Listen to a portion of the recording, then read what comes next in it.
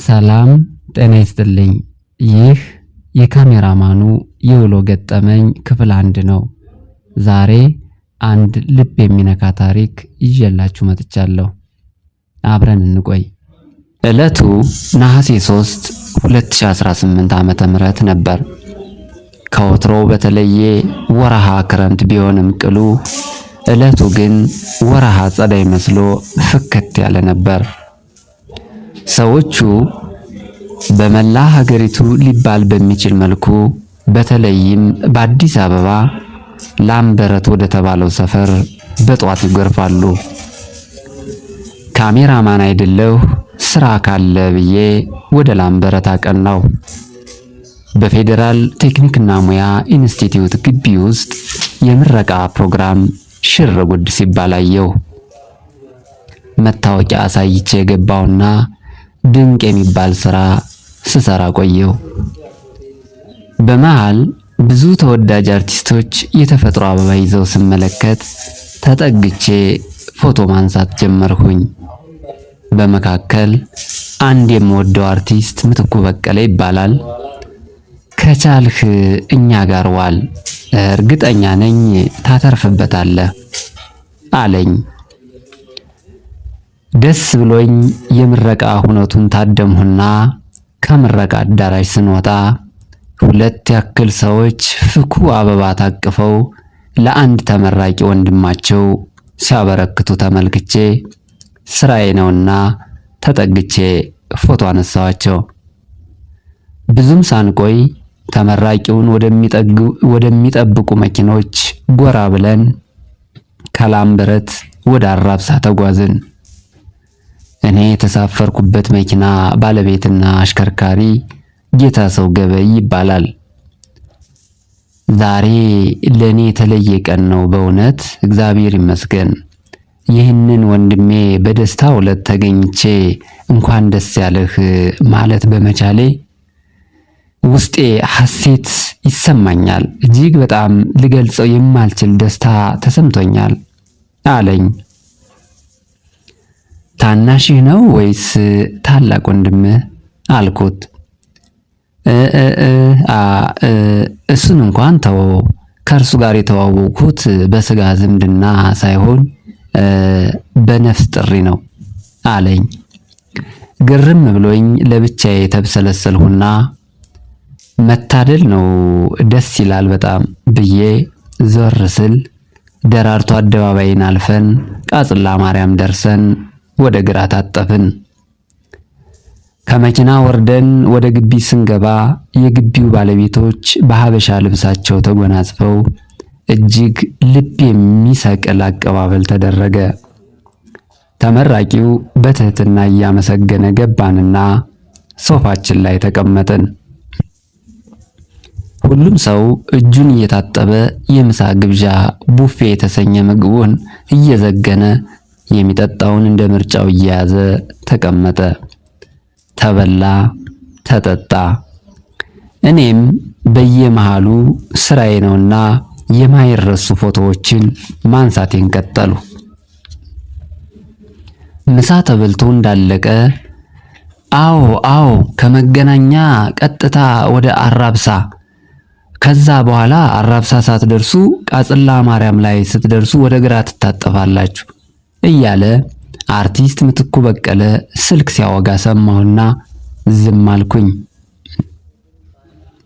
ሁሉም እንደ ምርጫው መጠጡን እየተጎነጨ የቡና ፕሮግራሙ ቀጠለ። ድንገት ግን የቤቱ የውጨኛው በር ተንኳኳ።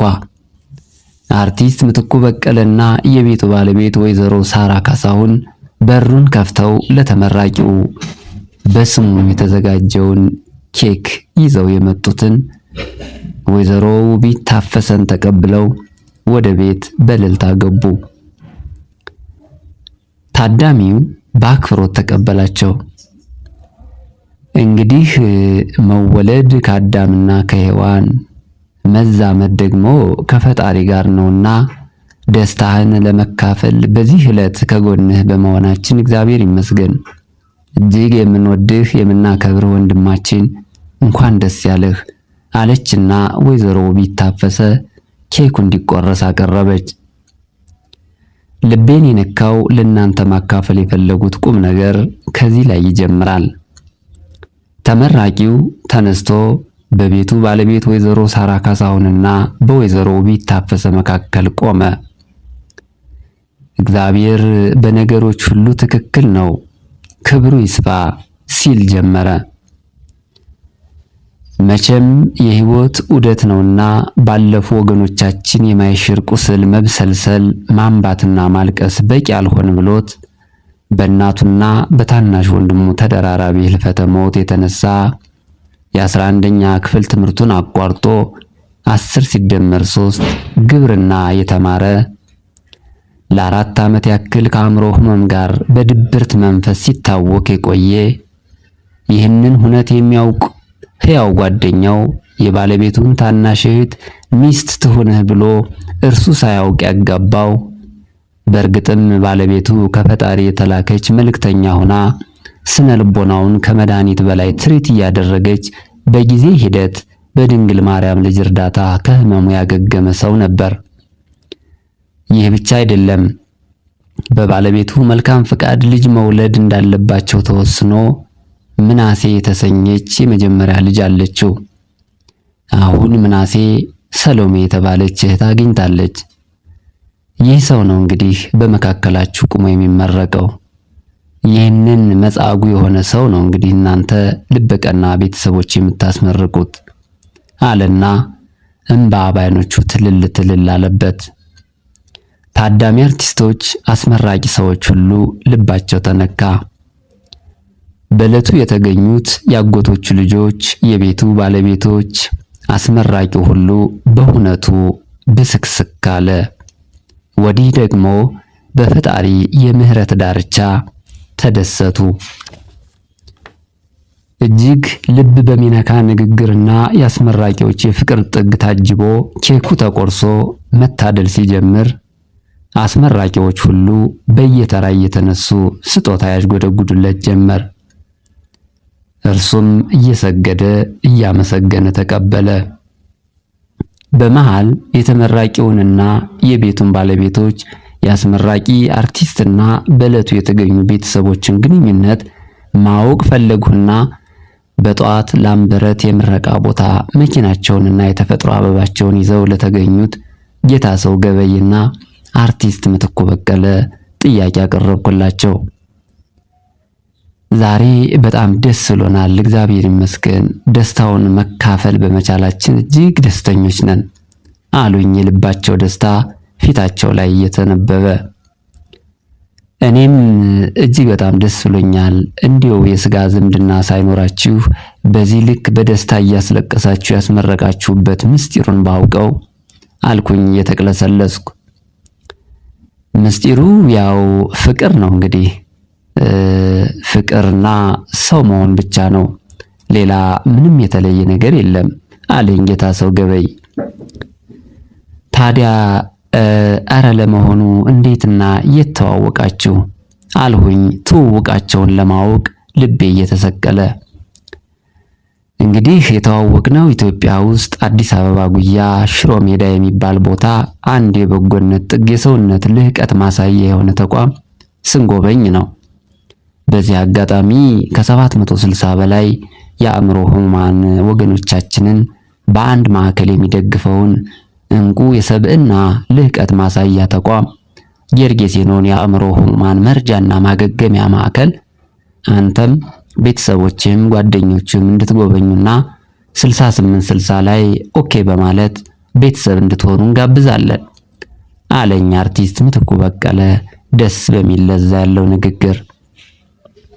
አረ ግድ የለም እሺ እናያለን፣ አመሰግናለሁ አልኩት። እኔ እስካሁን ብዙ ቦታ ሰርግ፣ ልደት፣ ቀለበት፣ ምርቃት ላይ ተገኝቼ ፎቶዎችን አንስቻለሁ፣ ፕሮግራም ታድሜያለሁ። እንደ ዛሬ ግን ልቤ ተነክቶ አያውቅም። ይህንን ዕለት ያሳየን አምላክ ክብሩ ይስፋ። የቤቱ ባለቤት አቶ ህይወት ገበየውና ወይዘሮ ሳራ ካሳሁን ይህንን የመሰለ አይረሴ ምርቃት ፕሮግራምና ግብዣ በማዘጋጀት ለተመራቂው ላሳያችሁት ፍቅርና ክብሮት እግዚአብሔር እድሜና ጤና ይስጣችሁ ማለት እወዳለሁ። በጠቅላላ የአቡነ አረጋዊ ማህበርተኞች ላሳያችሁት ፍቅርና አክብሮት ክብር ያድላችሁ። ጌታሰው ገበይ፣ አርቲስት ምትኩ በቀለና ባለቤቱ ወይዘሮ ውቢት ታፈሰ ከገላን ኮንዶሚኒየም አራብሳ ድረስ በመምጣት ለተመራቂው ላሳያችሁት ፍቅርና አክብሮት ክብር ያድላችሁ። የዕለቱ ተመራቂ ዘላለም ሞት ባይኖር ሆይ የእግዚአብሔርን ድንቅ ተአምር እንድትመሰክር ላደረገህ አምላክ ክብር ይግባው።